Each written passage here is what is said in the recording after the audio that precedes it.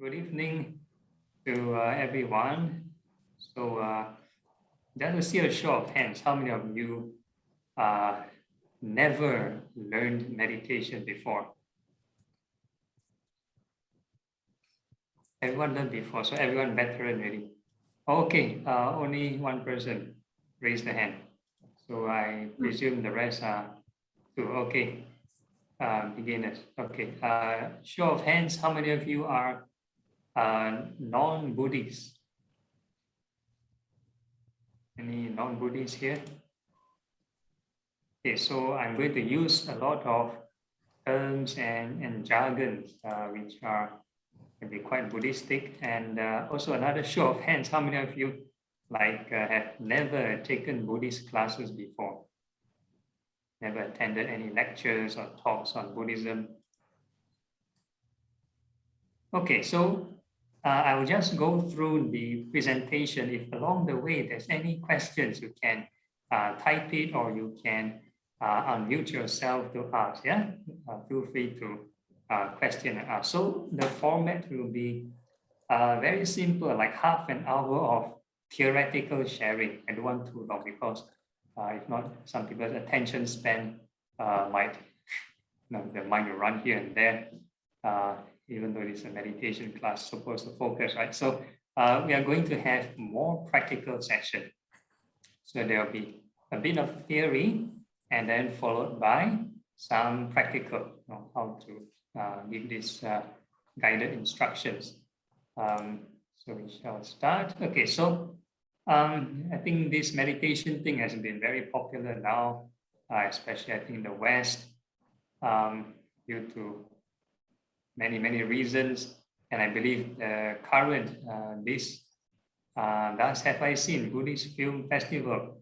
There's one documentary film on mindfulness as well. There's journalists that experimented themselves on mindfulness practice, and results still unclear. Results still unclear. So again, a lot of things you should be able to experience for yourself. Luckily, this is free of charge, so no money back guarantee. Right, so the whole idea of the practice is not a half an hour or 1 hour sitting. Yeah, meditation is not a 1 hour or half an hour sitting. It's actually a holistic lifestyle. Holistic lifestyle. Yeah, so the first, I'm going to just introduce you this Eightfold Path so you have the right understanding, right thought. So right understanding means your intention, your motivation of learning meditation or practicing. If a person practice to be more successful, or some people want to have good luck, good fortune, or whatever more secular reasons, then that's not really the right intention. But if your intention is to become a better person, a purer person, how to overcome your anger, how to overcome your greed, reduce your stress or self-discovery, then that's the right class for you. It means you're on the right class. And once you have this understanding, right, and I'm going to go through Four Noble Truths very long. So we have this right thought. Yeah, right thought. Because the cause of our suffering is greed and hatred. So right thought in our meditation, we'll be doing the opposite. So for normally we start off with using loving kindness to overcome hatred, followed by contemplation of impermanence to overcome greed. So these are the two mainly two kinds of meditation I'll be repeating. So it's like a mantra. So throughout the whole meditation, I'll keep repeating, keep generating loving kindness, or keep generating impermanence. So this is in line with right effort. Always repeat. Okay, so I'll go through the rest first. So you have these things, daily life. I'm going to go through these are moral values. We've taken the precepts. So in your daily life, live ethically, live righteously. You cannot expect to go do all kinds of wrong things in your daily life and expect to sit down here and have a calm and peaceful 1 hour. No, no such thing. And the mind that you operate outside in your daily life is the same mind you're working with. It's the same equipment. So if you want to improve your mind, it's a holistic process. It's just like fitness and exercise, for example. Right? You can't be going to the stadium or going to the gym for hours and then the whole rest of the day you're snacking and lying on the sofa and whatever not. Yeah? So you require certain discipline, right, to maintain this mental health or mental fitness. Okay, so the last 3 is also regarding meditation. Right effort again is a repetition, right thought. So there's a story. There's a story I'd like to share. It's an analogy in the scripture. So the Buddha was actually asking his disciples. There's a meditation called contemplation on death.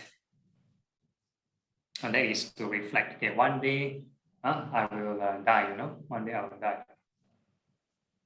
I will be subject to death. So that is the contemplation on death.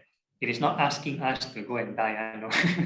It's a contemplation on the reality. One day we will go through this process, right? So the Buddha was asking his disciples, the monks, how often do you reflect on this contemplation on death?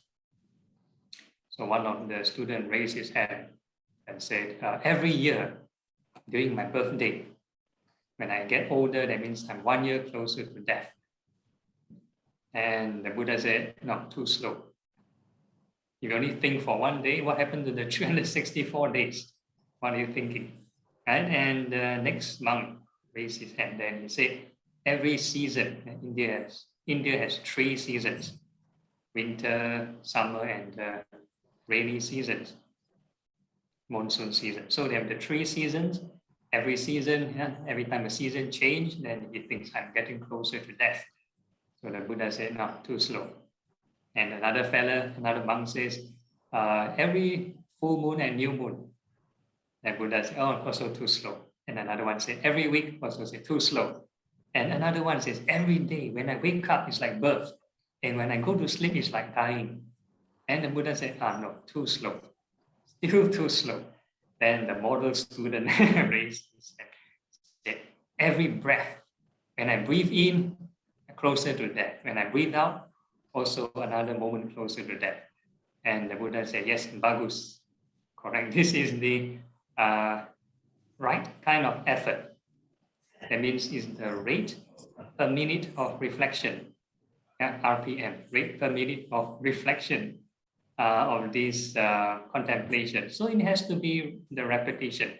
A lot of times in a lot of meditators, common problems or mistakes is that they'll sit there and a lot of times they let the mind idle or do nothing. Or some people even instruct, teachers instruct the students, just do nothing.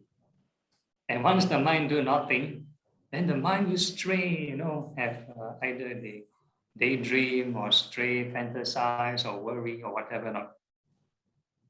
Then it's not meditation anymore, right? That's what we do before we sleep.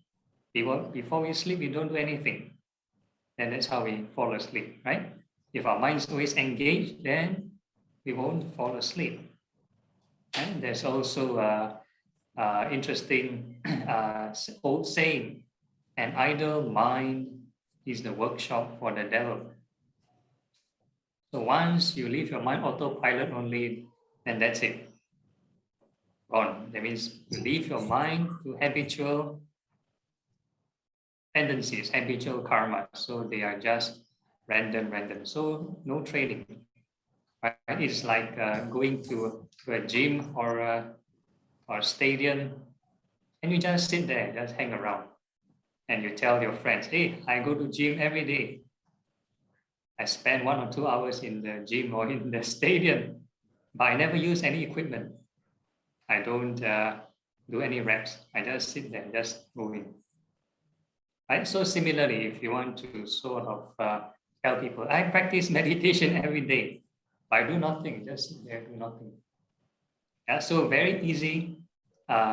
Certain hindrances will come, maybe like falling asleep and daydreaming, and they can be sleeping for, sometimes they tell you they sleep for 2 or 3 hours in meditation. Maybe they're sleeping.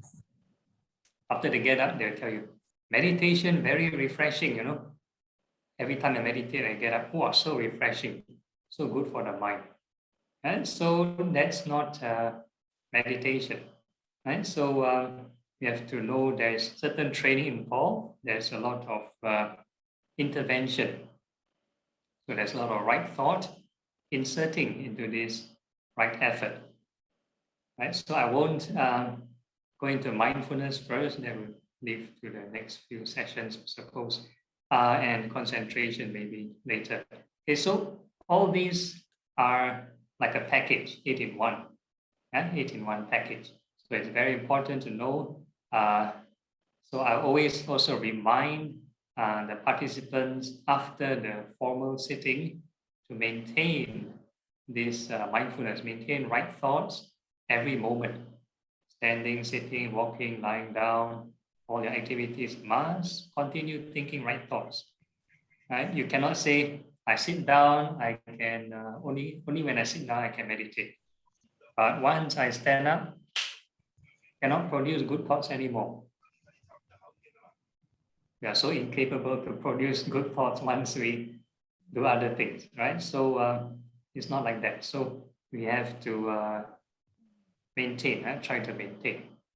Okay, so I'm going to move on to the next slide. Okay, so this was like my physical meditation class before the COVID pandemic started. So basically, we are, depending on the time, we have loving kindness, meditation, impurities of the body, breath meditation, and mainly these meditations will cover samatha, concentration, and vipassana, insight. Right? All meditations have these two aspects, either concentration or insight. So I'll explain it later. Yeah? So these are very general, comprehensive, and safe general approaches to most beginners. In the Buddha's time, the Buddha can actually assign one meditation object. Maybe they just, for example, you do impurities of the body and they practice and they reach enlightenment. They don't have to practice the others. Yeah? Or another monk, they just practice loving kindness, you do, and then they reach enlightenment. So, but being Singaporean, we are a bit kiasu, so we practice more. Because I do not know how to diagnose you. So I will just use everything. And then in your own free time, you just pick the one that you prefer, have the strongest inclination, then you just specialize in it. Okay. So we are not doing any of this for our class. We are not trying to gain supernatural abilities, no iron jacket, no qigong. Yeah, our meditation, no qigong involved, no protective field around the body, no healing. Yeah, although we tell you, yeah, meditation good for healing, but healing the mind. Yeah, healing the mind. So we are not. There are other meditation practices that specialize in this, but we are not doing any of this. And some new age meditation workshops will tell you aura reading. So we are not doing any of those also. No funny special stuff. Okay, so we are going to go through what is this samatha and vipassana, concentration and insight. So the analogy of concentration is a bit like weightlifting, or if you don't like exercising, then maybe charging the battery of your device, recharging the mind. So concentration is to unify the mind, make the mind stronger. But there are some perks and incentives. So the mind will have delight, rapture, will be calm, joy, and thus concentrated. So this term samadhi have many interpretations. Some people translate as concentration. So when we think of concentration, some people will think, oh, concentration must force the mind to one area. A lot of people have this misconception. Sometimes it's due to the translation problem. It may not be that kind of concentration. Samadhi means tranquility, means peace, means stillness. So the mind will enjoy certain peace. So, but this exercise requiring unifying of the mind. You require to fix your attention to an object of meditation. So it doesn't have to be a small area. So if you do loving kindness, you wish all beings well and happy. So you have to maintain that all beings. So it can be a large area. It doesn't have to be a small area. So that is the samatha aspect, right? Concentration aspect. And the next aspect will be the undirected mind. So this is more like the vipassana.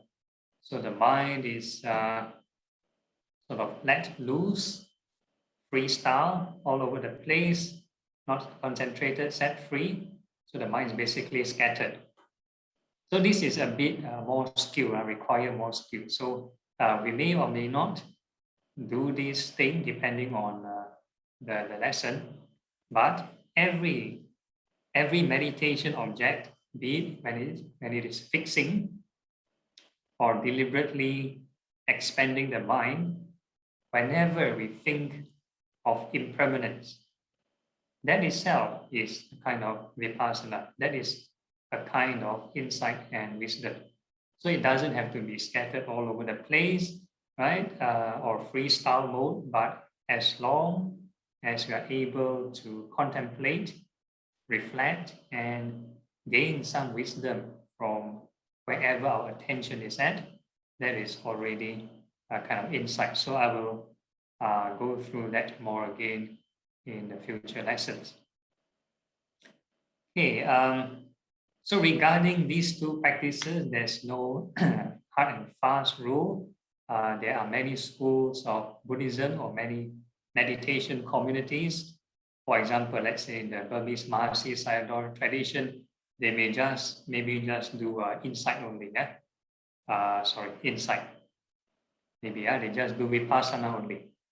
Then they do vipassana, and another tradition, maybe for example, certain traditions will do samatha first, concentration first, right, followed by insight. So our style is more like both, tranquility and insight together. Okay, so there is no hard and fast rule. So I'm going to give a case study from the Buddha's time. This Venerable Ananda. Venerable Ananda is the attendant of the Buddha, also the Buddha's cousin. So he's the monk foremost in memory. Whenever the Buddha gives his sermon, this Venerable Ananda will be down there recording, mentally recording all the teachings. Okay, so this story is about him. He went to interview. He did a survey, interview all the enlightened monks at his time to find out what was their strategy. What did they practice to reach enlightenment? So he came up with these 4 classifications. So they give their feedback, and there are generally 4 kinds of strategies. So the first group of monks, they do samatha first. They do concentration, the mind very still already. Then usually these are like the ascetics. So concentration, they enter concentration. Then they meet the Buddha, or they came across the Buddha's teaching. Then they talk about impermanence, let go. Then there's some wisdom or insight. Then they eventually reach this enlightenment. And another group is the opposite. They do insight first. These are more like the scholars and academics. They think a lot. There are lots of idea, understanding about Buddhism, but they cannot keep the mind still. So they think and reflect, So after some proper conditioning inside, then they do this tranquility, then they reach this enlightenment. So these are the first two groups. And the third group is the mixture. So most of the Buddha's instruction, like the breath meditation, depending on whether we have time, there are 16 steps in all. If you want to read up yourself, there is a combination of tranquility and insight. Yeah, the last few steps talk about insight, contemplation of impermanence. The middle steps talk about calming the mind, tranquility. So there's a combination of both. It's not like, okay, just feel the breath and fix the mind there. No. For example, let's say the Mahasi tradition, they only think about impermanence of the breath.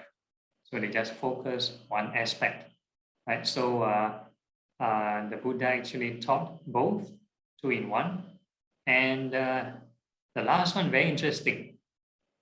The last group of monks, in the scripture, they don't call it Zen koan style. This one I come up with my own term.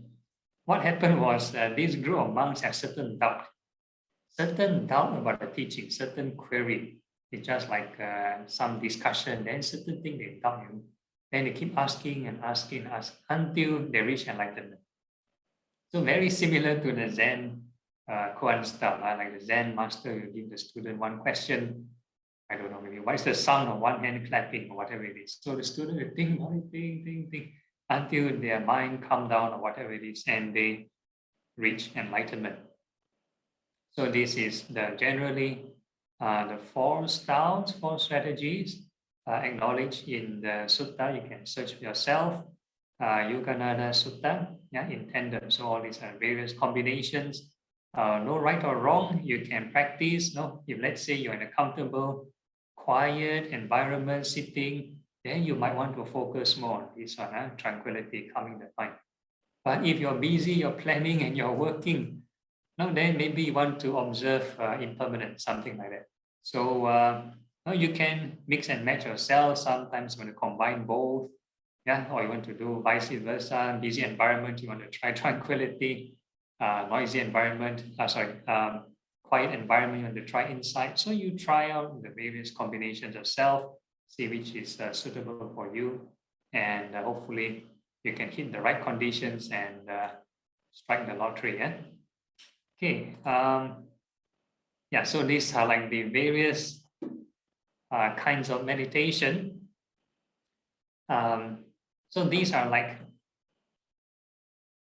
the post-canonical version, or rather modern Theravada list of meditation objects. So these are like based on the Visuddhimagga. They'll tell you 40 meditation objects. There was a previous book before the Visuddhimagga called the Vibhuddhimagga, Path of Liberation. So this Visuddhimagga is path of purification, 40, path of liberation has 38 meditation objects. But in the suttas, original suttas, there are much more, many more methods. So this is just a general guide. Of course, the more popular ones are probably the ones in yellow. So like the ones on the left are more like the visualization kinds of meditation. So like the earth device, they ask you to stare at the clay pot, fire device, stare at the candle, stare at the fire, something like that. So these are visualization meditation. So like the corpses, all these are, we try to keep this session family friendly, so we won't do too much gruesome things. In the India, ancient times, or even now, certain places have this charnel ground. That means they do not have proper burial for the dead bodies. So the bodies are just thrown all over the place on the surface. So they have, the yogis have chance to just sit beside the corpse and reflect at the corpse. And one day I'll become like this. So this is the practice. Not that the practitioners are psychopathic. No, they just one way, one of the method. Not suitable for everyone, but certain people suitable. So we'll go into that in detail. And on the right, very common, certain schools, think of the Buddha. I think all traditions will have this. So in the Thai tradition, they just use the one word syllable, just Buddho. One simple, like to chant long mantras. Then Dharma, just think of Dhammo, Sangha, just Sangho. If you can remember all the qualities, by all means, then you can contemplate all the virtues of the Buddha, all the virtues of the Dhamma, all the virtues of the Sangha, no problem. Of course, various traditions have different Buddhas, different Bodhisattvas, all also included, and the different heavenly beings, also part of the meditation. So if a person is, let's say they are monotheistic or polytheistic, right? They can, we also acknowledge, they also have this meditation, contemplation on their virtues. So they keep recollecting their name or their qualities. That is also a meditation, right? If a person is a non-believer, an atheist, doesn't believe in anything, also can meditate, meditate on charity, meditate on virtue, all the good things they've done before. Then they just keep on recollecting all the good qualities, people that they admire and respect, all their virtues, right? Then they can enter calm and peace of mind. So this is also a kind of meditation, right? And I don't want to go through too much of this. Okay, and before we move on further, I'm going to go to the last few slides. Hold on.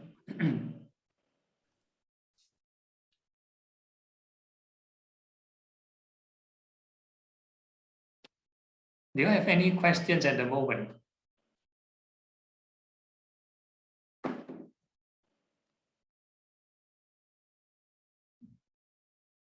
Yeah, anyone have any question can unmute yourself. So I'm just going to share generally. Somebody unmuted themselves. You can ask.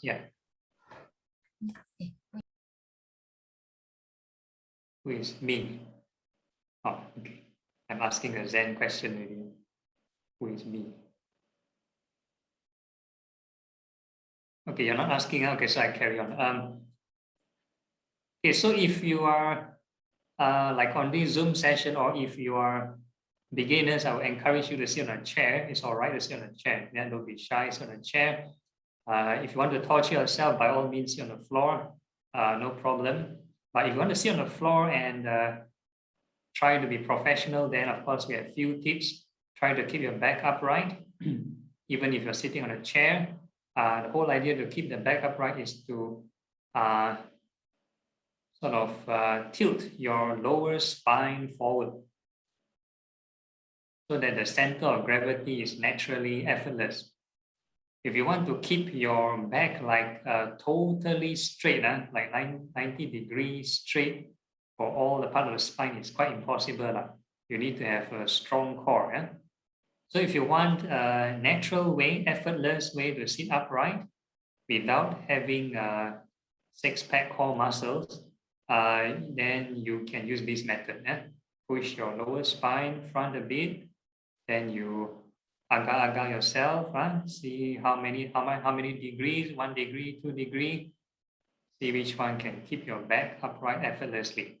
So you can find the center of gravity without any effort. So this is for the back. And if you want to talk about on the floor, it's good to find a good cushion. If you do not have like a cushion, full lotus is recommended because all the parts of the feet are touching the ground. So the surface area very wide, very stable, very balanced, but you require lots of flexibility. But if you are not flexible and doing this will give you excruciating pain, then we have this 50% discount called the half lotus. Yeah, 50% discount. So full lotus is both feet on top of both thighs. Yeah, so half lotus is just one of them. So it doesn't matter is it whether left feet or right feet above, doesn't matter. Yeah. So the hands also make sure it's in a comfortable position. Make sure it doesn't strain your shoulder. Find a suitable height or distance. Doesn't slouch your shoulder or doesn't strain.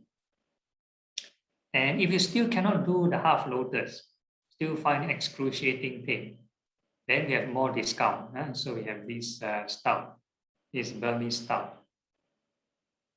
But of course, this not patented by the Burmese law. So I call this parallel parking. Parallel parking, both feet parallel to each other. So no feet is on top of each other. So this is this Burmese style. And so you can try if you want. So this one very similar to full lotus. You get the benefit of full lotus, all the feet touching the ground, without the excruciating pain and the flexibility. So this is the this parallel parking. And if this still doesn't work, you can try a stool if you have one. But if you don't have one, and you still want to sit on the floor, then you do a normal sitting. Normal sitting, never mind. Yeah, but sometimes you sit normally, then people might ask you, what's your sitting position? Then you come and learn meditation, then you may feel embarrassed, right? You tell people, hey, I sit normal sitting position. Then you must give a professional name. So you're going to give something close to this, but you don't want to tell lies, so you tell them full lotus inverted posture. So full lotus, both feet on top, but you sit normally is both feet below, right? So you tell them full lotus inverted posture. Very cool name, very professional name, right? So you can tell people, I practice sitting full lotus inverted posture. So they'll be wondering what kind of yoga pose you're sitting, right? Okay, so I'll stop my sharing here to let you roughly try out. Any questions before we have a 5-minute break? Anyone? All okay? No problems? I stop share.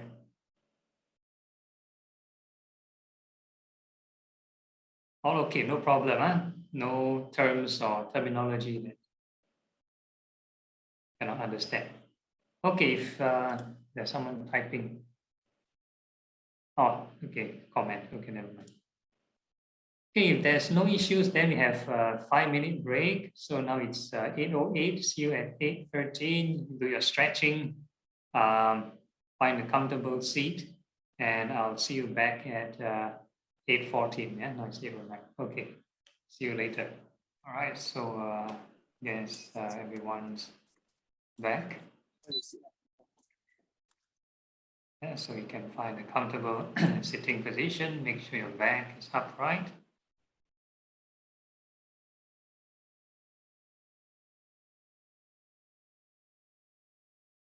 Okay, then we can close our eyes. Make sure we can relax the body. Make sure there's no tension.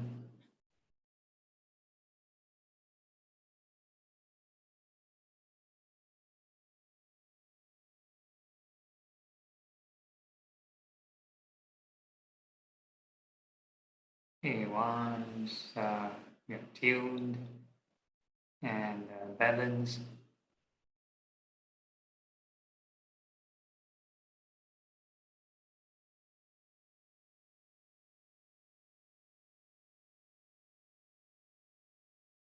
waiting for a few more to find their seats.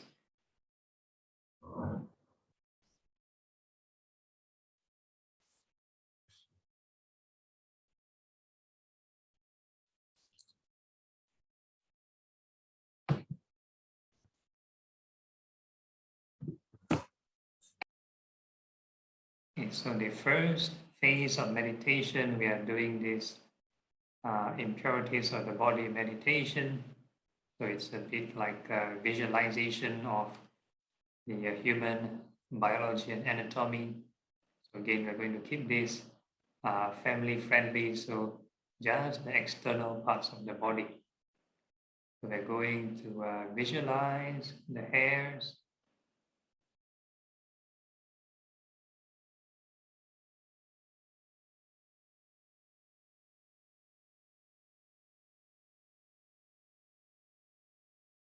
All the hairs from head to toe. We are going to wish them well and happy.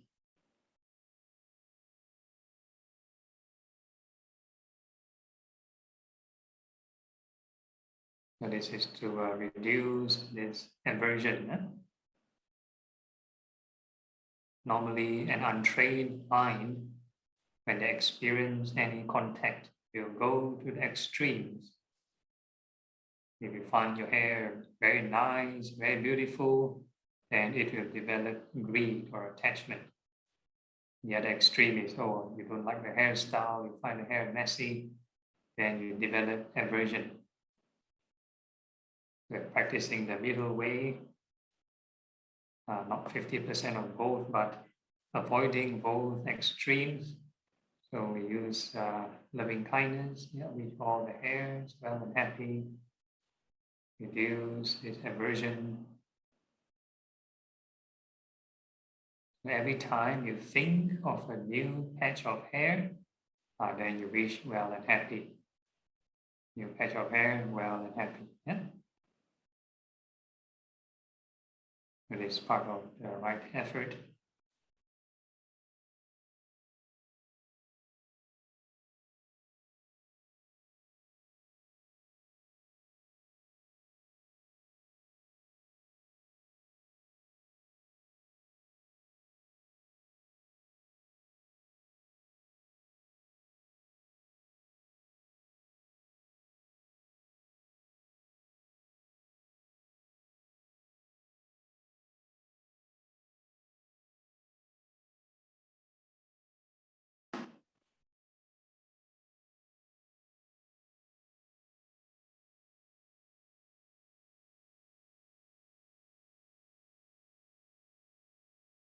This loving kindness is to make the state of mind more embracing.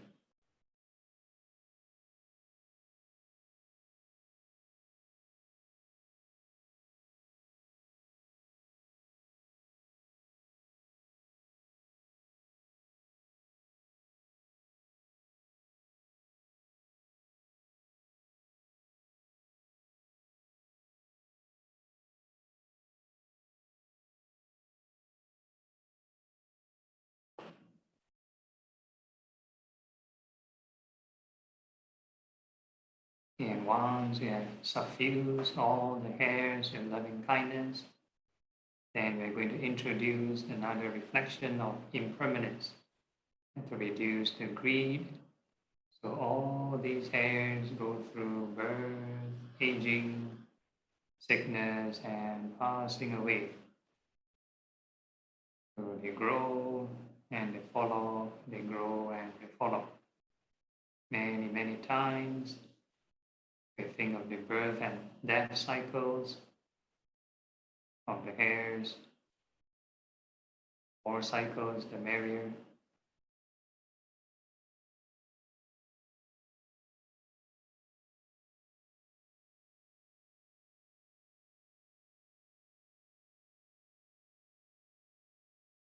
And no need to over-imagine. No need to imagine how you comb your hair, how you shower. No need. Just hairs growing and falling, growing and falling.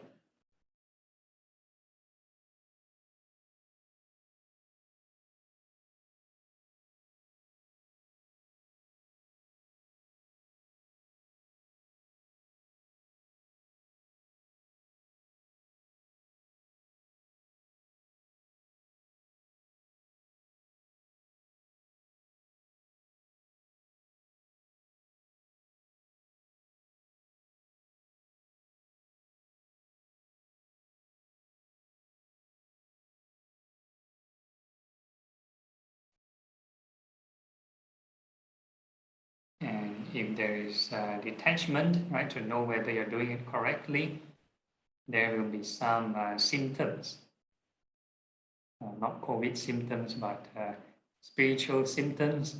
There should be some either inner peace or inner joy.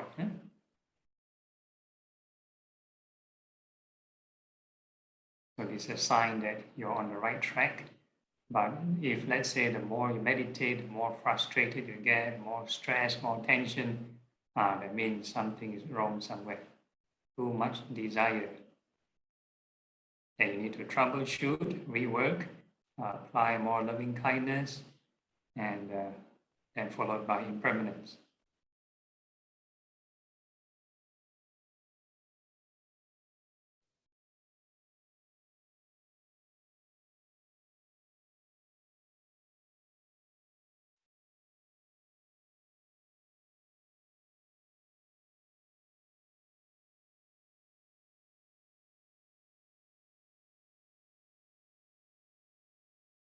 Okay, and whatever emotion that arises, we treat them as passerby, passing sceneries.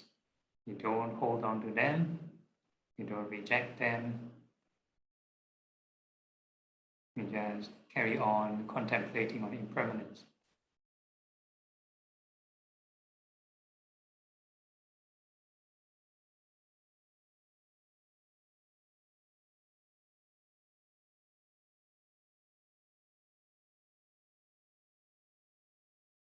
And no matter how pleasant, how peaceful, all these are the byproduct. So we focus on the cause, planting the seeds, and naturally there will be fruits being reaped.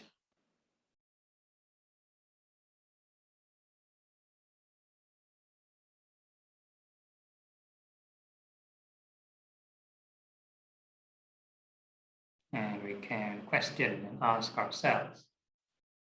That is a bit of like a Zen question. Are these hairs truly you, truly self? If it is truly yours, truly you, can you tell it not to grow old, not to fall off?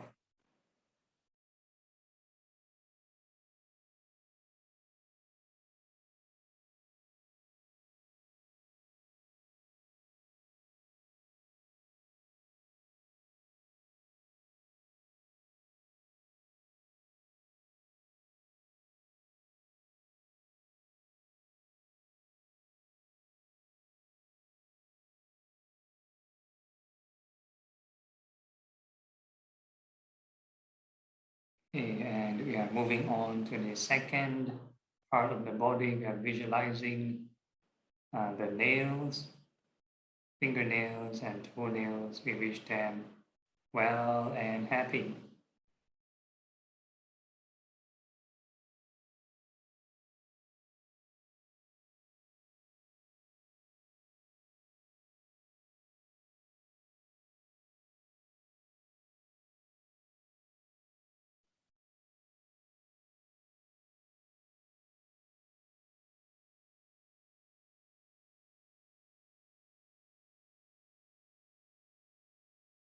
And all these nails go through birth, aging,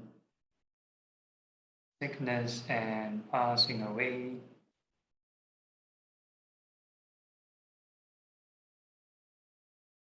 And think of the nails growing and falling, growing and falling many, many cycles from this birth and death of the nails.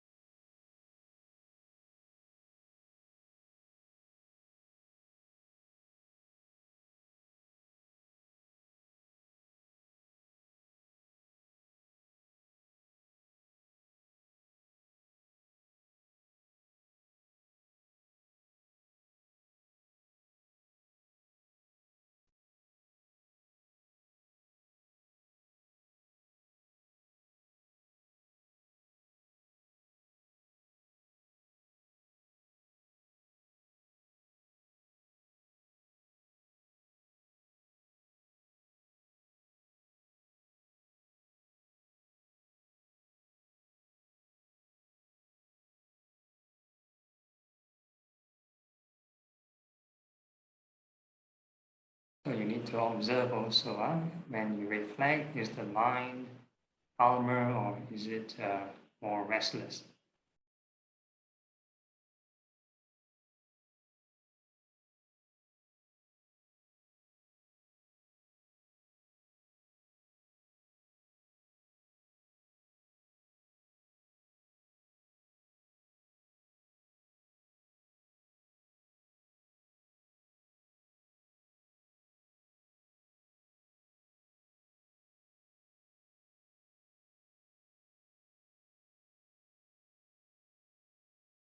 And we can ask ourselves, are these nails truly self?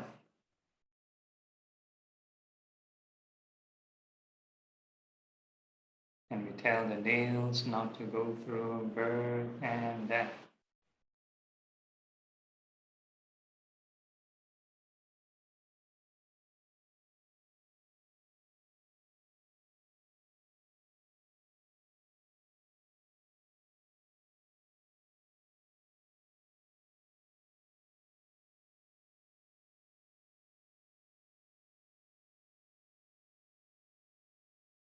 Okay, and the next part of the body, we are going to visualize the teeth. We wish all the teeth in the mouth well and happy. All the upper rows of teeth, may they be well and happy. And all the lower rows of teeth, may they be well and happy.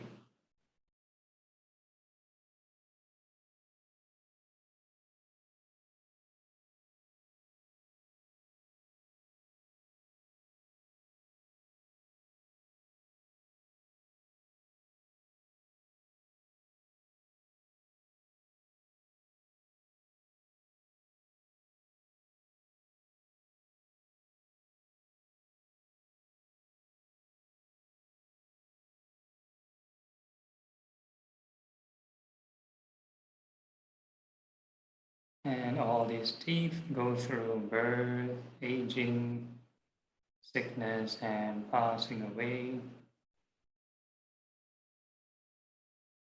So the teeth, the most they fall off twice. And so what we are doing is going to just think of the bone cells and the teeth cells, wear and tear, growing and falling, many cycles of birth and death.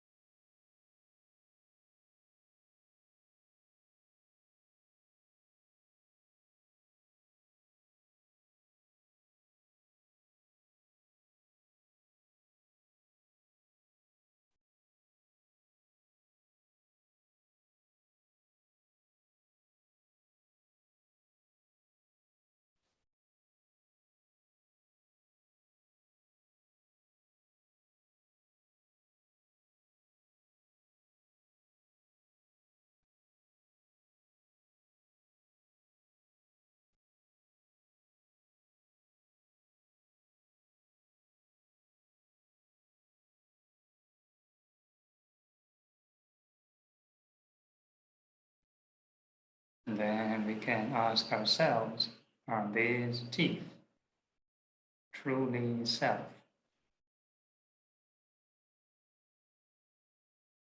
And we tell the teeth not to go through birth and death.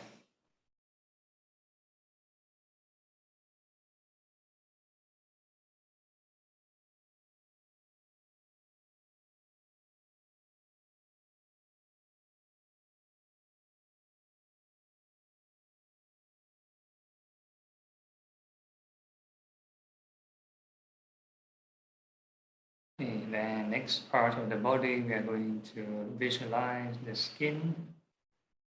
You wish all the skin well and happy from head to toe, and the organs that surround the whole body.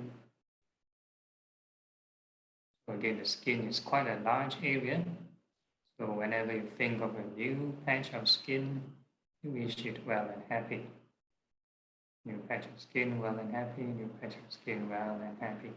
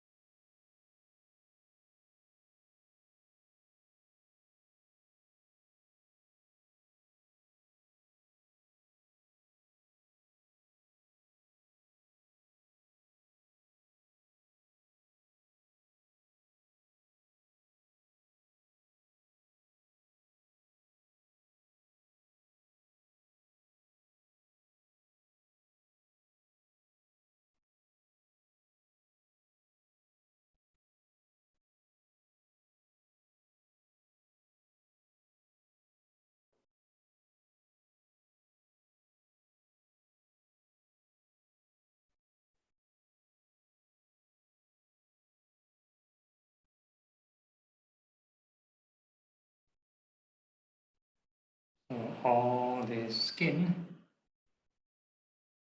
go through birth, aging, sickness, and passing away.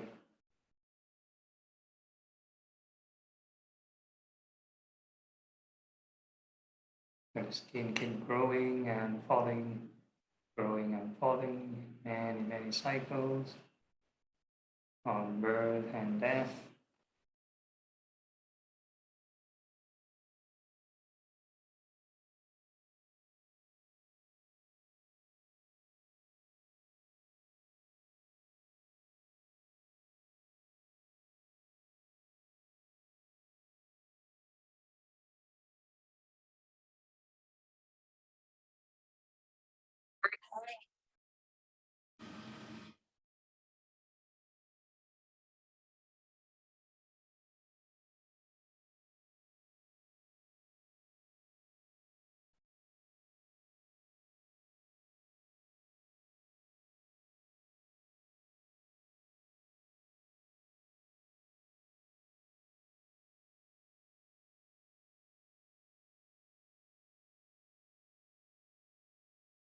And then we can ask ourselves, are these skin truly self?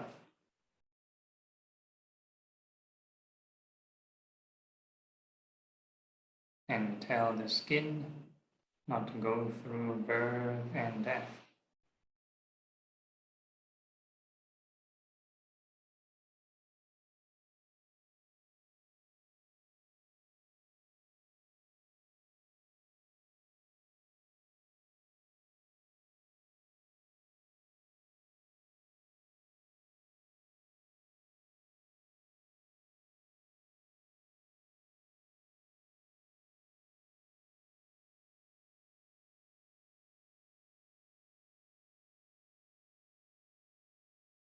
Okay, and we are now moving to the phase 2 of the meditation.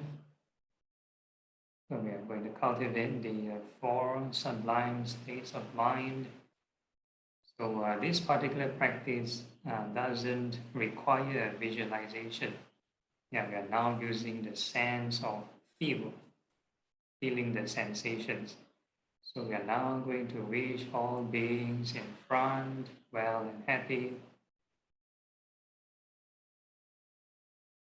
So wherever far your attention can encompass, whatever sensations you feel within that field of attention, we just wish it well and happy. No forcing, no pushing, just gentle wish.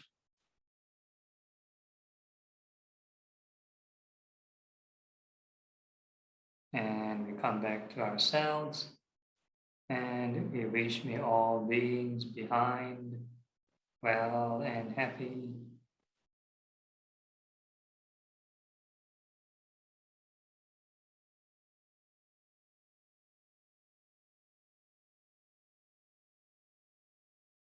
And we come back to ourselves.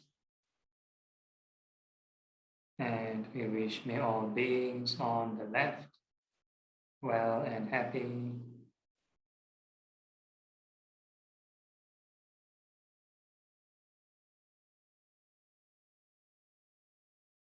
And we come back to ourselves. And we wish all beings on the right well and happy.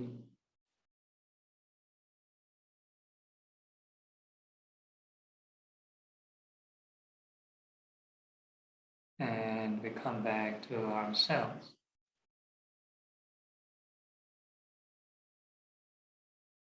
And now we wish all beings above well and happy.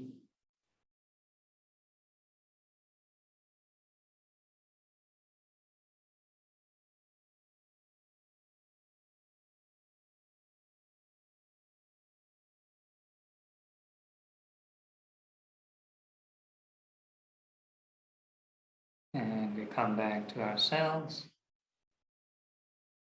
And we wish may all beings below well and happy.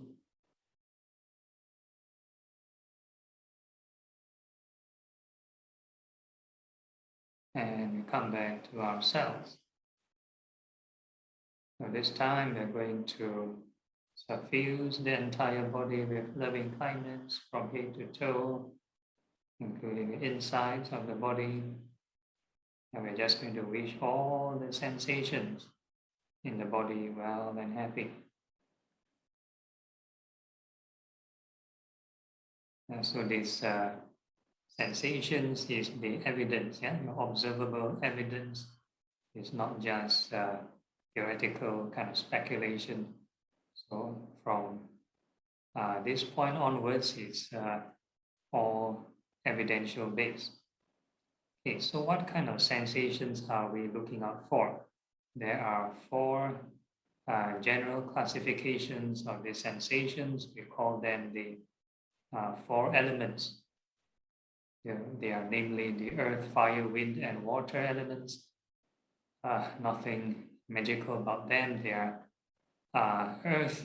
These characteristics represent hard and soft sensations. Fire element represents hot and cold sensations. Wind element represents fast and slow movements. And water element, moist or dry. So the whole idea of this exercise is not to deliberately generate the sensation. No need to control the sensation, no need to reject it. Yeah? No clinging, no pushing. So we just treat all the sensations as passerby, and whenever we detect a sensation arising, we just wish it well and happy.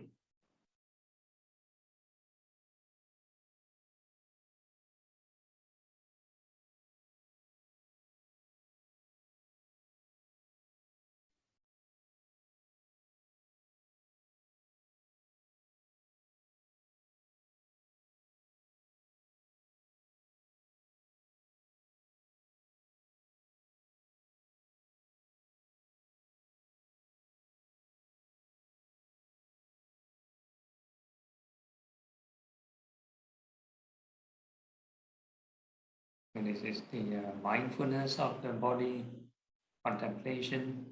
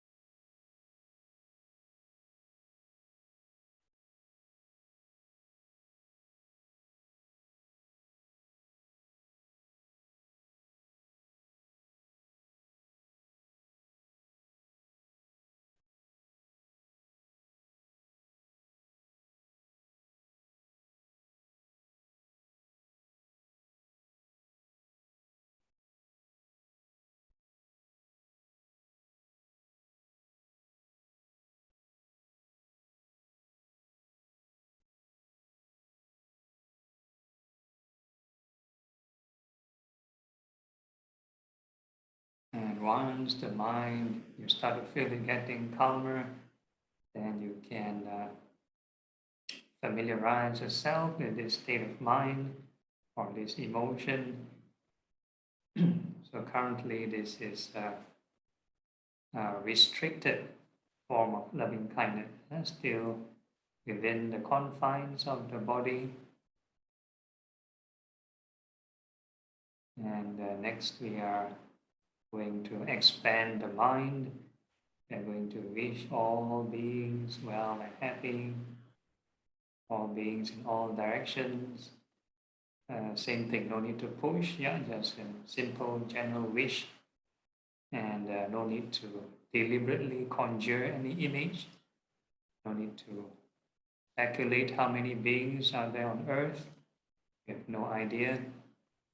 Yeah, so wherever your field of attention can embrace, that will be your universe. Yeah? So we're just using the here and now, observable evidence, that is whatever sensation that appear within that field of attention, we just wish it well and happy.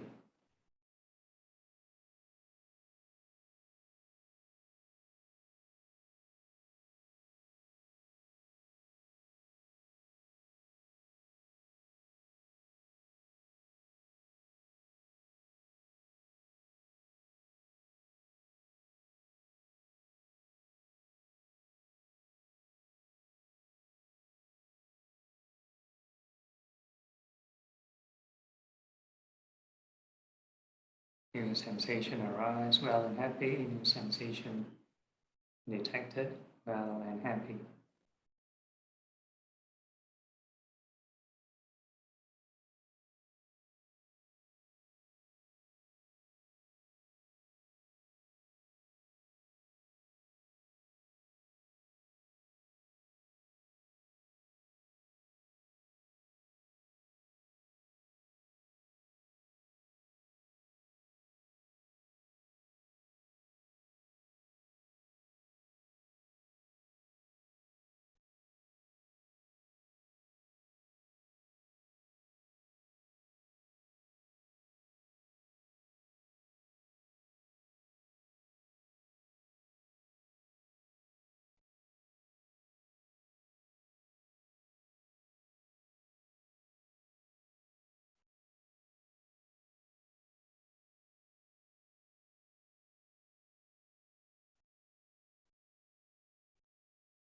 So the more you reflect on this loving kindness, there are two aspects. One aspect is the evidence, which are the sensation. The second aspect is the reflection, which is loving kindness. That is to make peace with the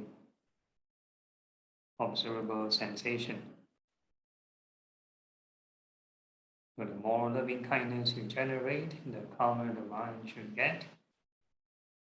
So this is the paradox of skillful thinking. If you leave your mind alone and do nothing, definitely it will run all over the place and all sorts of stray thoughts.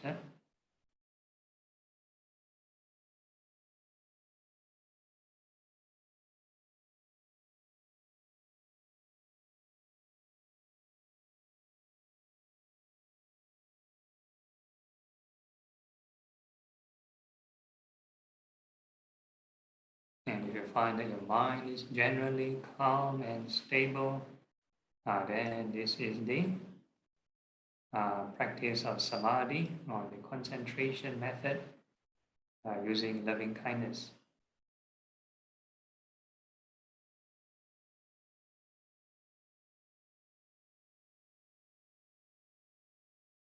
We can familiarize yourself with this state of mind, remember this emotion, and keep generating loving kindness.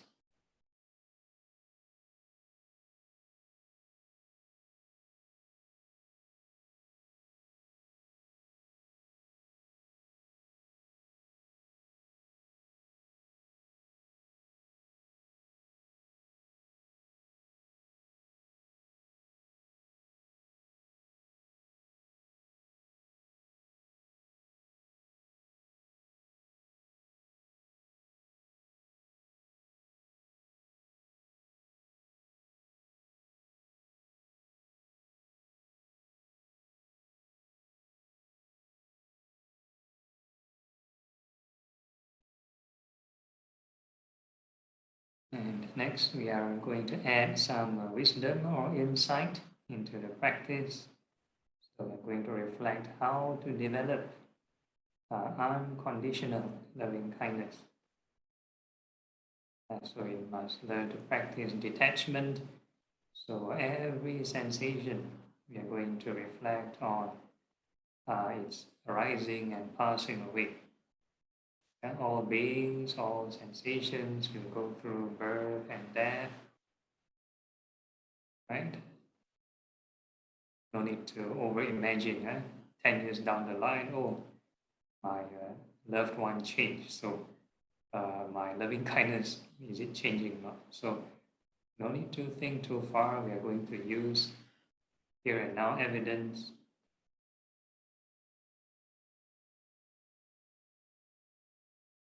All sensations arising, passing, arising, passing.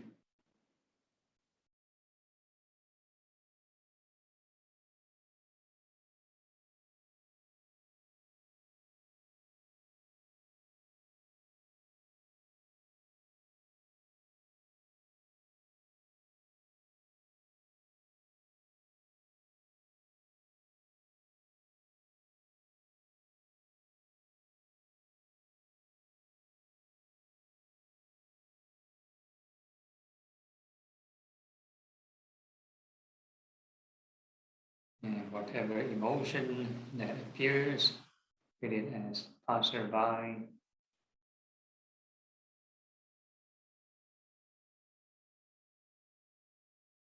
Keep focusing on the impermanence.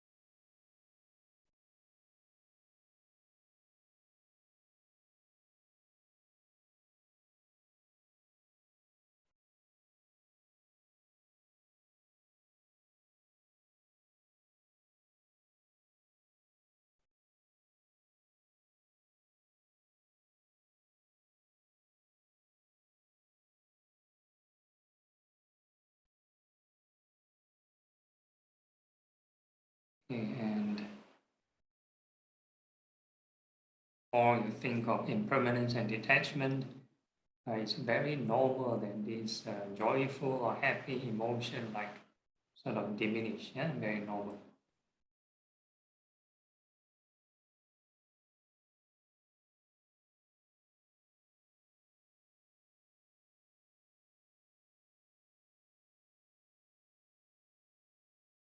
We can take note of this emotion, this state of mind.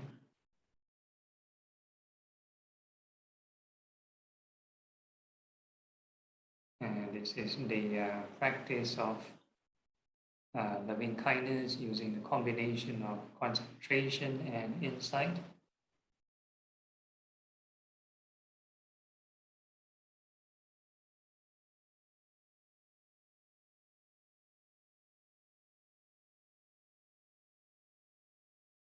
And we are moving on to the second sublime state, which is compassion.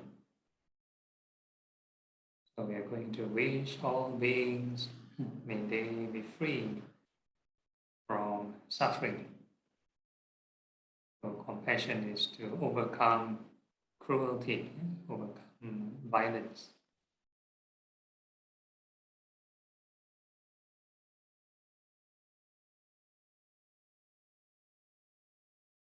So again, no need to over-imagine. If we imagine, oh, somebody is suffering, somebody is starving, or somebody is sick, that would be, we call this the path to circular compassion or the circular empathy. Nothing wrong. Initially, you may generate a few moments of compassion.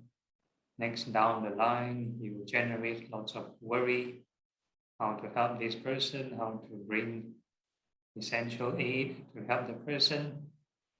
And down the line, you start to maybe feel remorseful or guilty. Oh, can't help the person. One person cannot recover. So this will lead down to depression and this burnout. So for this practice, we are going to cut off the worrying phase onwards. We are just going to focus just on recharging the mind instead of draining the mind. So every here and now moment, moment to moment sensations arising, we wish all sensations, all beings, all formations, all dharmas free from suffering.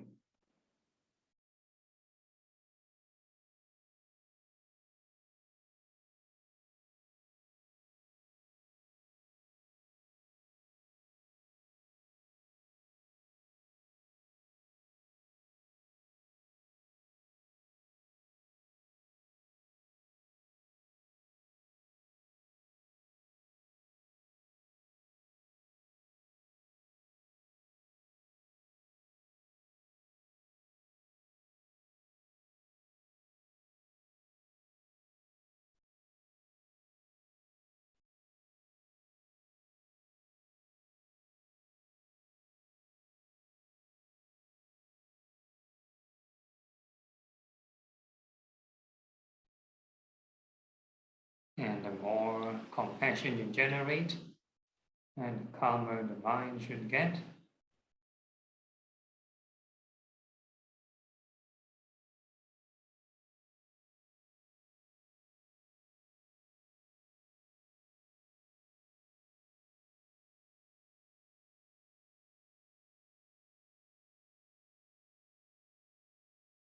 And if you are doing it correctly, the emotion of this compassion should be quite pleasant. It is not like very sorrowful, very sad, or very depressing.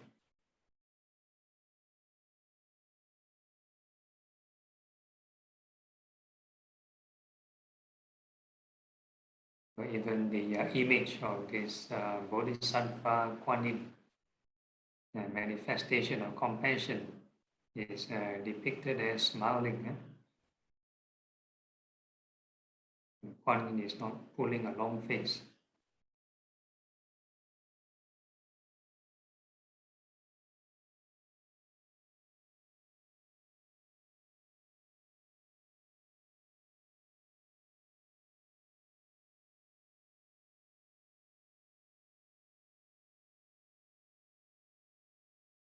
And this is the practice of compassion through concentration. And we are adding some insight or wisdom into the practice, and we are going to reflect how to overcome this suffering and how to truly overcome this suffering, and that is to learn to let go of all these sensations, all phenomenon, all dharmas, all sensations. They go through again, birth and death, birth and death. We observe the here and now, sensations arising and passing all the time.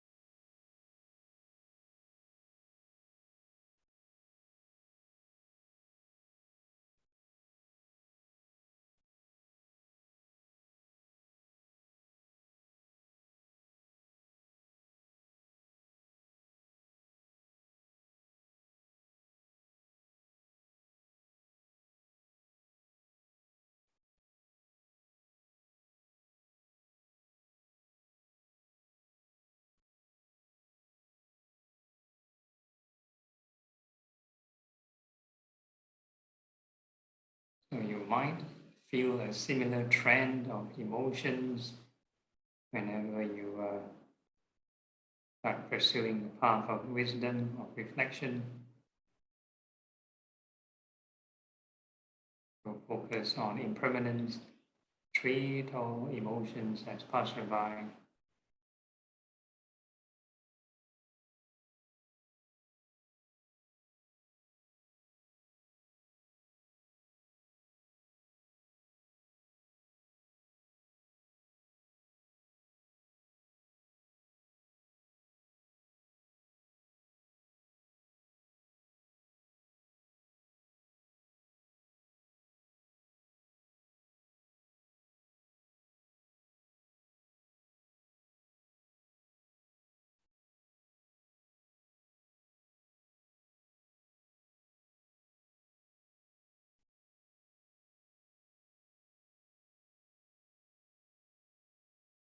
And this is the practice of compassion using combination of concentration and insight. And next we are going to move to the third sublime state, which is appreciative joy. Now we're going to wish all beings, may they not be separated from what they have achieved.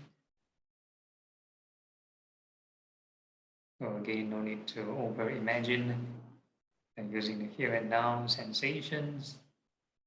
All beings, whatever they've achieved is basically the accumulation of the moment-to-moment experience. For every moment you detect a new sensation, then you can rejoice in this new collective experience.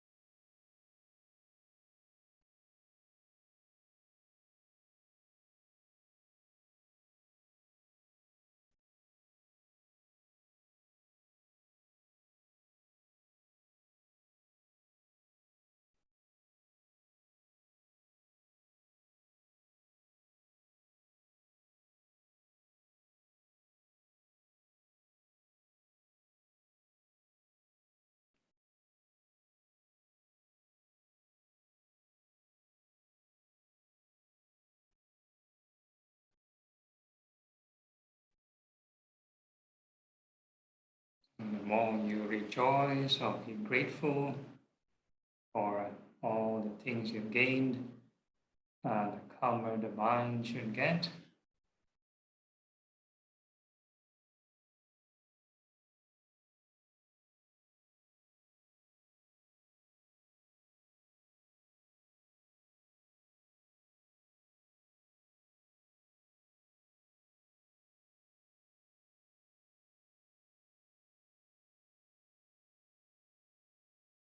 And if you think your mind is rather calm, then you can familiarize yourself with this emotion and keep generating this appreciative joy, keep rejoicing.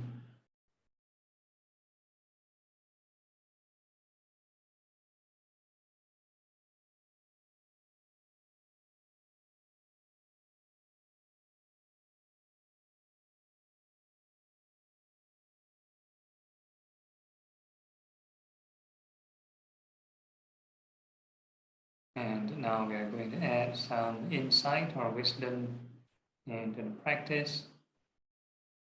And we are going to reflect one day all beings will be separated from all that is dear. So all sensations, yeah, they arise and pass away, arise and pass away. No need to imagine, 10 years down the road, I will lose this person or lose that person. And so just use here and now experience.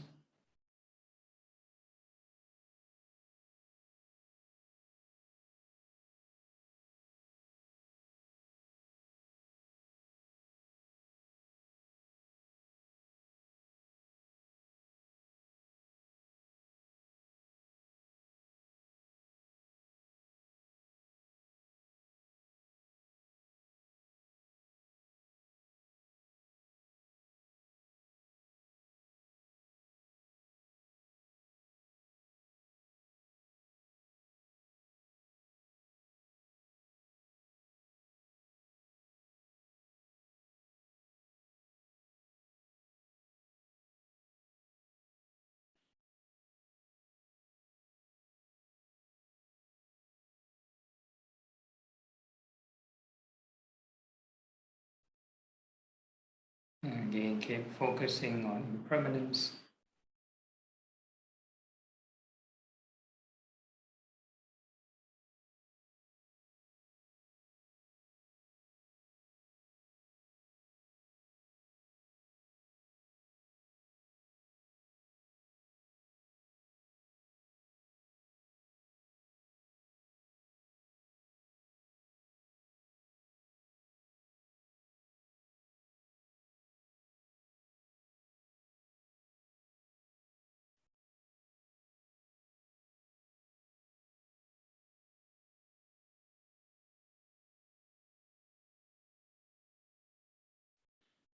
And this is the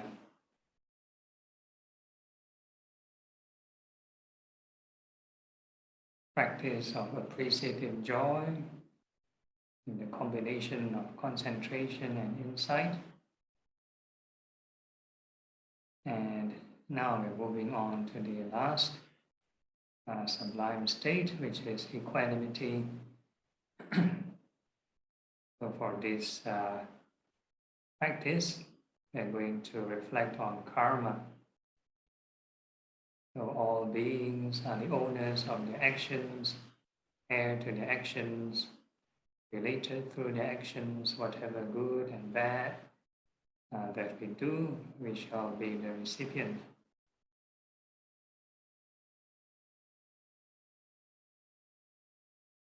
So again, this one doesn't need to over speculate. Yeah, in the past I've done so and so, this or that thing, and this life or this time I'm going to face certain retribution. No need to be too metaphysical. We're just using here and now sensations again. Any sensation that arises that is pleasant, that is good, karma's ripening. Any sensation that is unpleasant, that arises, that is bad, karma's ripening. And any neutral sensation, that is neutral, karma's ripening. So in short, every experience are the old karma's ripening. Yeah? Okay, reflecting on karma.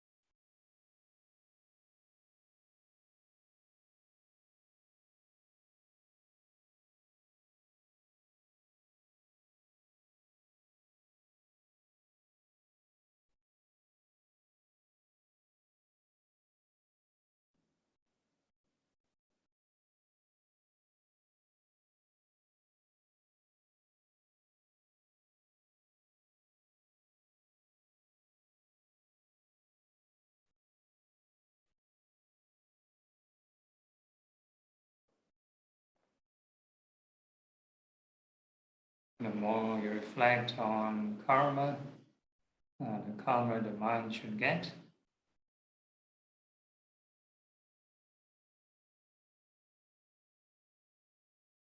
And if you do it correctly, this emotion that's produced, it's neutral emotion, neutral but refreshing.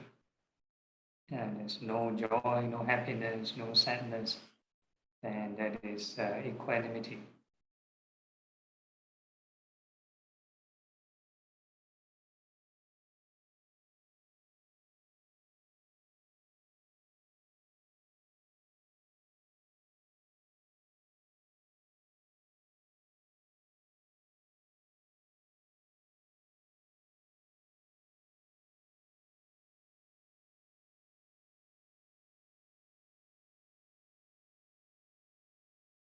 So this is the practice of equanimity through the concentration route.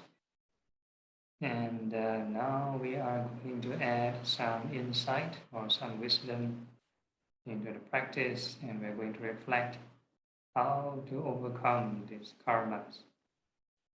All the time you're tracked by karmas, any pleasant feeling, then you feel high, emotional high, unpleasant feeling, then you feel low, and up and down like roller coaster, lots of mood swings. So how not to get dragged by karma, So we're going to practice detachment, all feelings, pleasant, unpleasant, neutral, they arise and pass away.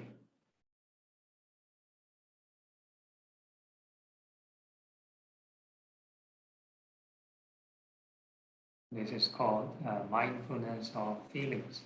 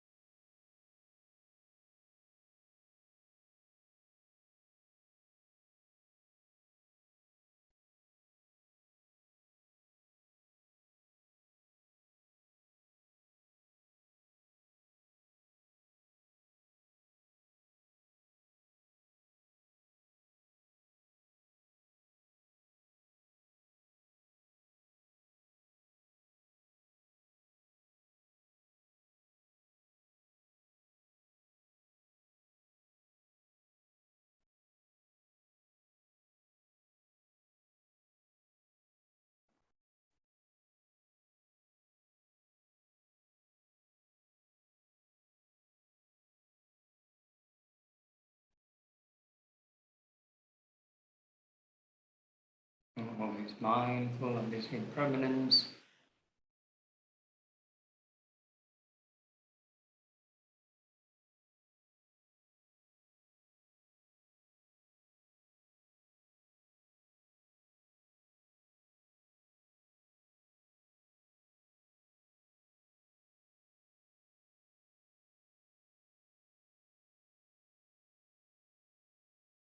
And this is the practice of equanimity through concentration and insight. And this time round, we are going to bring the attention back to the body.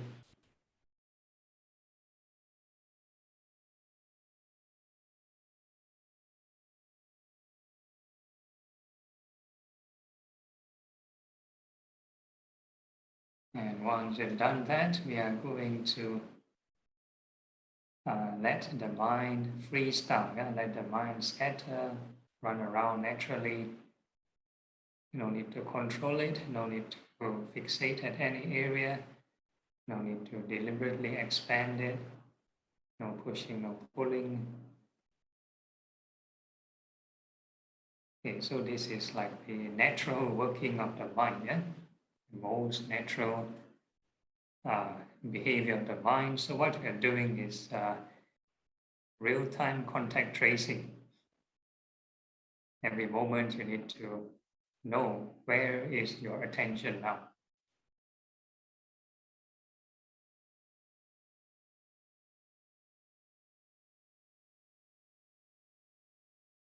So without interfering, you're trying to see things as they really are. Yeah? Natural workings of the mind.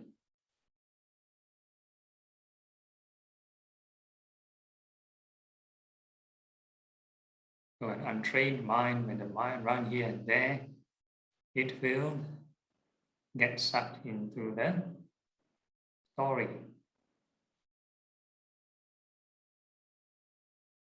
So this time round, whenever we observe this attention moving, we have a theme, yeah, to assist us. We need to observe its arising and passing away.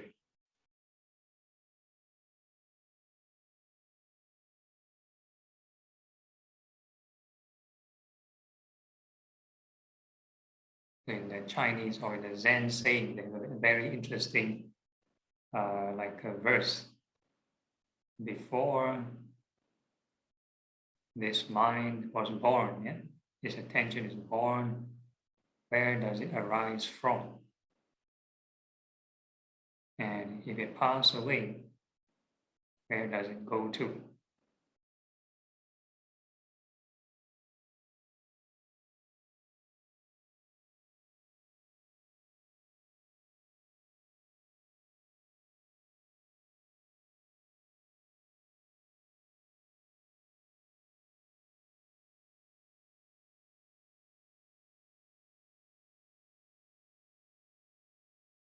So our attention is defined or encapsulated by the four elements. Wherever you pay attention, there will be the four elements. You cannot just say there's only mind but no matter. Yeah? So mind, matter is together.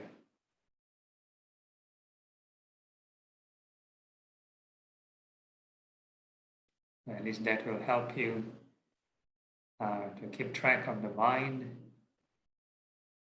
be like a GPS.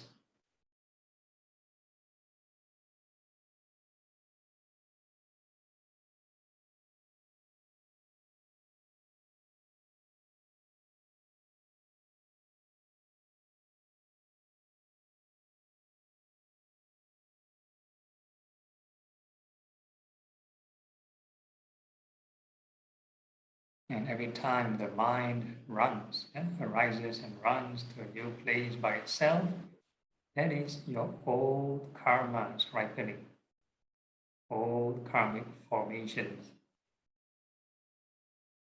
It wants you to experience something.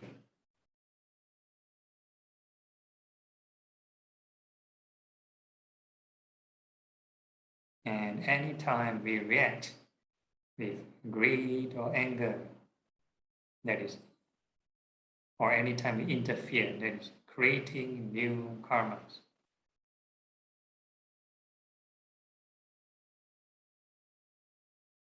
So when we interject good thoughts, we are creating new positive karmas.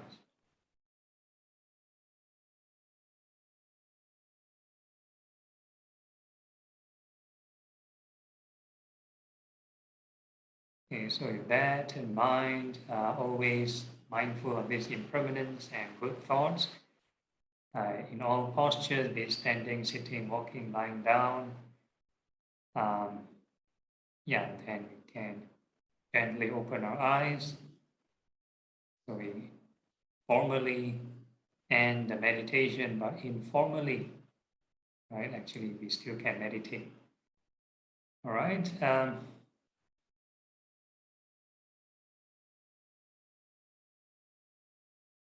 I leave some time on the floor for questions, any problems or issues.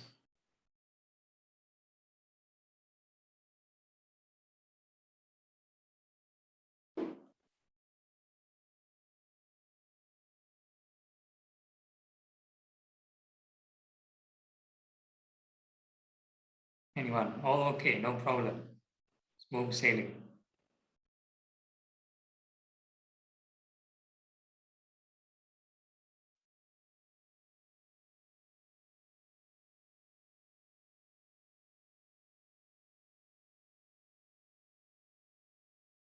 On veteran meditator, no problem. Okay.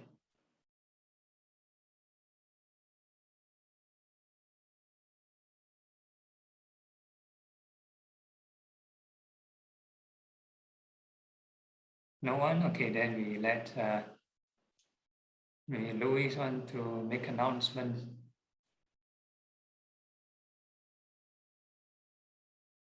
Okay, so anyone got any question? Can unmute and ask Bante? Sometimes the mind too peaceful, cannot generate any question. I cannot generate question. Okay, so Sorry, I have a question. yes, Okay. yes, Raymond.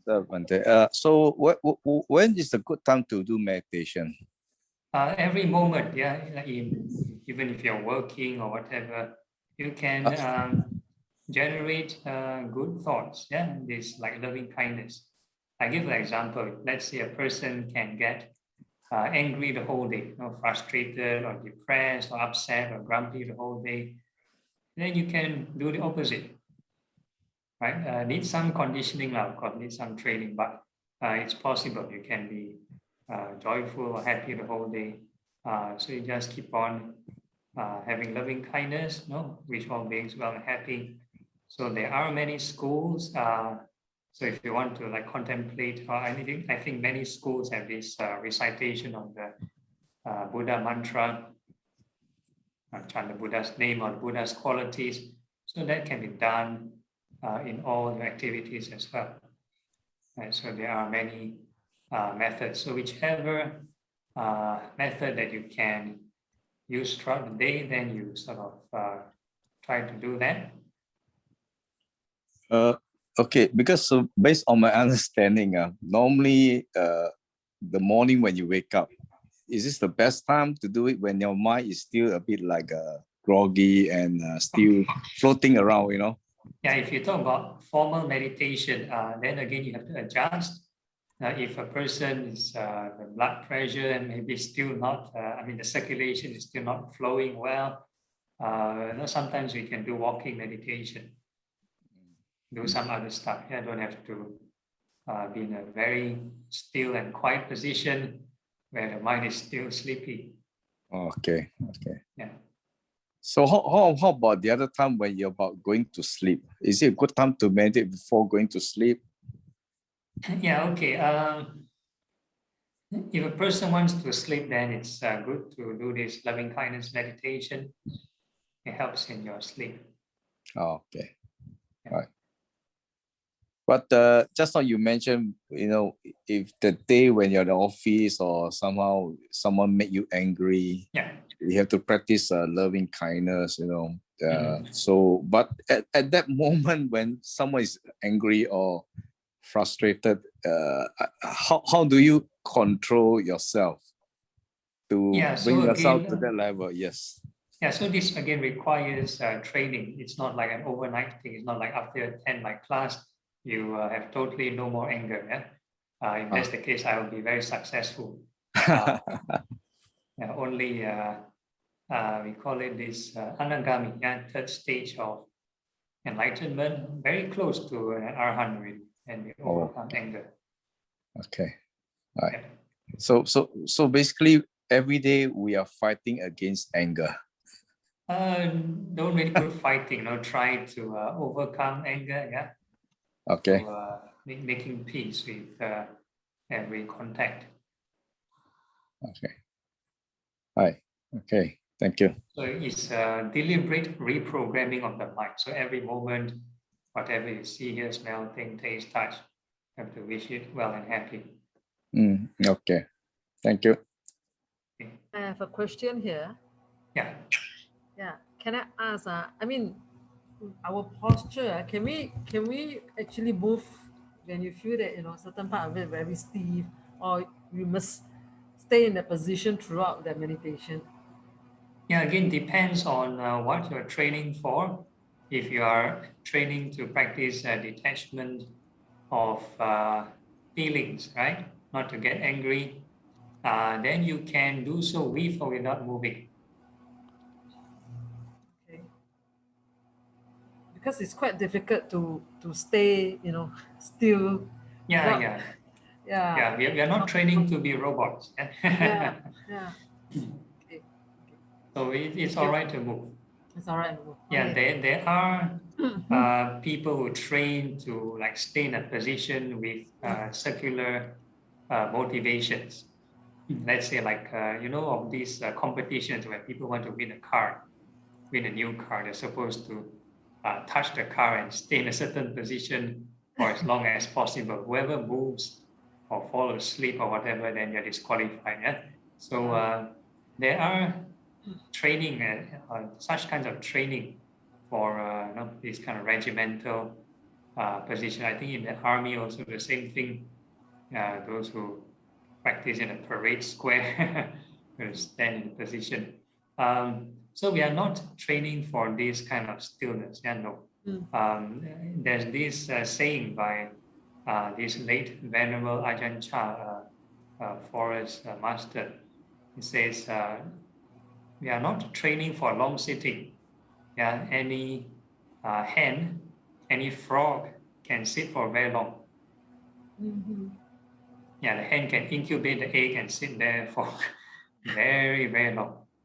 Yeah, so we're not training for this long sitting. Okay, so what's going on in the mind? Okay, thank you. Any other questions? Bante, can I ask, if you're very sleepy, then should you like do walking or something? Like, cause if you're very sleepy, I then you try saw to you sleep. yawning. Okay, so if Sorry. there's lots of tiredness, yes, do walking meditation. So there's like a range of techniques to overcome sleepiness. There's this story of this Venerable Moggallana. He's like the left-hand disciple of the Buddha. Before he got enlightened, he was like nodding in meditation, sleeping, nodding. So the Buddha saw him nodding, so he walked past and gave him some advice, some tips. So the first thing you can do is in meditation, you can increase the rate of investigation. So like just now, you're supposed to observe arising and passing of the sensations. So you try to look out, right, for the impermanence, increase the rate of this birth and death. Right, so this is one way. If it still doesn't work, you still feel sleepy, then you can have recollect the teachings, have like a Dhamma talk in your mind. If that doesn't work, then you have like a mental discussion, a debate in your mind. If that still doesn't work, you can recollect your chanting. If that still doesn't work, then you can do your walking meditation. And if that still doesn't work and you walk and still can fall off, that means you are really very tired, physical exhaustion. Then you can go and take a rest. Okay, thank you. All right. Any other question? Good evening, Bante. I Yeah. have a question. So yeah, I'm just curious. So in the Asubha part of the guided meditation just now, you mentioned about like different parts of our body being not self, and the argument is that because we cannot ask them not to be reborn and die. Why is the argument for like those being not self is that we can ask them to do those things?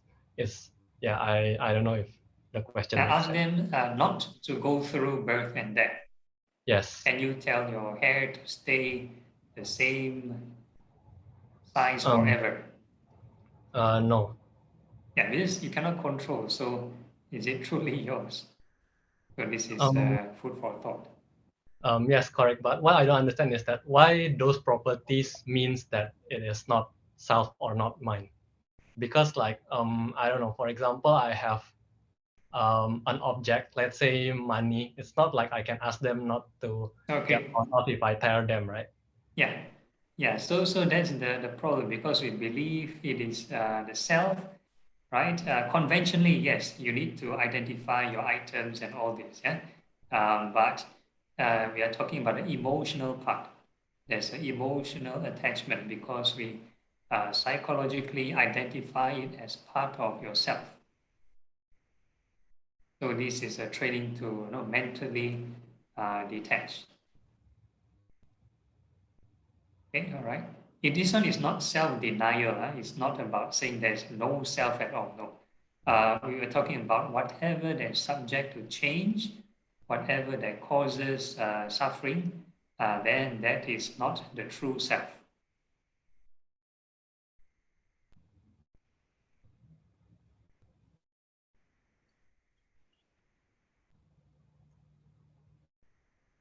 Because we still, in our work, we still need to live with all these things, right? You still need to have your work, your tasks, your duties.